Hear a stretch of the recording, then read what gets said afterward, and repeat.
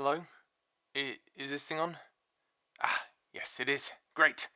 uh, Hello, friends.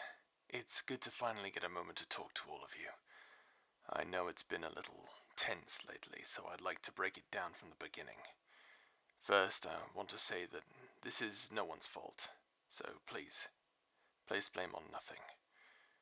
This was something that was bound to happen.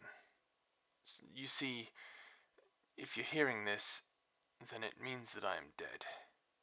I know this is most likely a shock to some, if not all of you, but this is something I've had to debate with for quite a while now. The thing is, I'm not entirely who I said I am. Oh, jeez, I'm gonna sound like an absolute crazy person. Okay, fine, we're gonna go do this. I am, in fact, a robot sent back in time in order to deliver a package at a specific moment in time to prevent global catastrophe. I know that's a lot to swallow, and it's probably easier to believe that I'm just crazy, but please, just hear me out.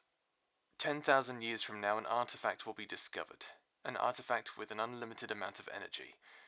Unfortunately, by the time it was discovered, roughly 93% of the human race was deceased. Perished due to a lack of sustainable resources. No one knows where this artifact came from, but frankly, the last humans alive didn't care. They just wanted to save the world.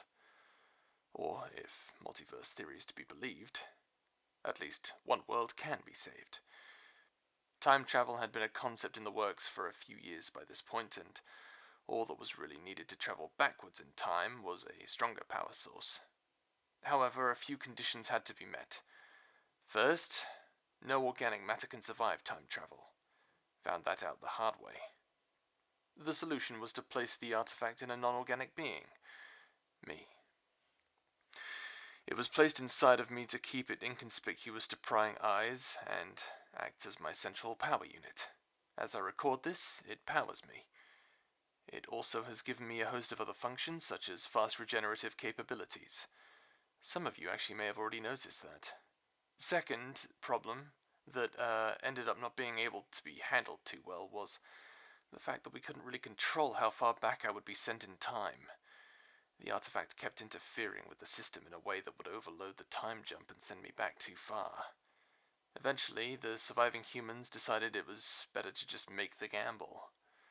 I was sent back approximately 18,324 years too far. All things considered, it could have been much worse. My mission was simple. Find Wendy Colt. I believe I've asked everyone I've ever met if they knew who Wendy Colt was. No one ever did know. However, I did find something else. Something human inside of me. To this day, I still don't know if it's a malfunction or something I've been programmed with, but the more I talk to all of you, the more I wanted to be like you. One thing I never understood, however, was your ability to live without a direct purpose. You see, I've always lived with finding Wendy Colt to being my direct purpose, and once it's fulfilled, I just die. Humans don't have a direct purpose, though. You make your own purpose, and once you fulfill it, you find another one. Why wouldn't you just want to die when your primary goal is achieved? How do you decide upon another one? Why wouldn't you just want to die after completing it? How do you live with yourself not knowing your actual direct goal, the one that you've been given? Why would you continue pointlessly suffering if you're all just going to die anyway? These are all questions I had for the human race, and I never understood any of the answers you gave, but you all helped me to understand, to appreciate the happiness that can only exist because of suffering. And I understood that if that is what suffering can result in, I want to suffer with you, and I'm so thankful to have learned that because there isn't a single group of people I'd want to suffer with more. This was up until a week ago when I found her, Wendy Colt. She's a doctor in the engineering department for the Undercity. When I saw her, I knew that it was time to give her the artifact. My Orders were clear. She was right there. Every fiber in my being knew this was right. So I ran away instead. I knew that I would die if I gave it to her, and I didn't want to die. I just couldn't do it. I went against my own programming, my own design, because of a selfish desire to live. And I thought to myself, I can change things for myself. I can keep everyone alive. And then Jesse. I blamed Jesse's death on myself. If I had given the artifact before the cave-in, we would have been able to power the laser drill and dig all those miners out, and he'd all be celebrating Sean's birthday instead. Jesse, I'm so sorry.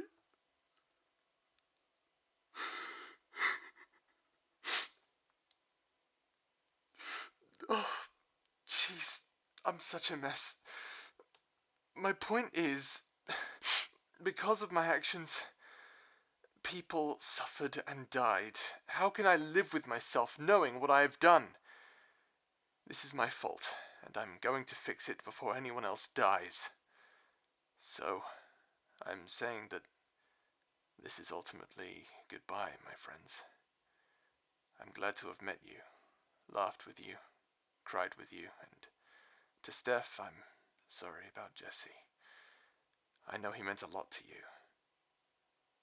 I just hope you can all forgive me, since there's no way I can forgive myself.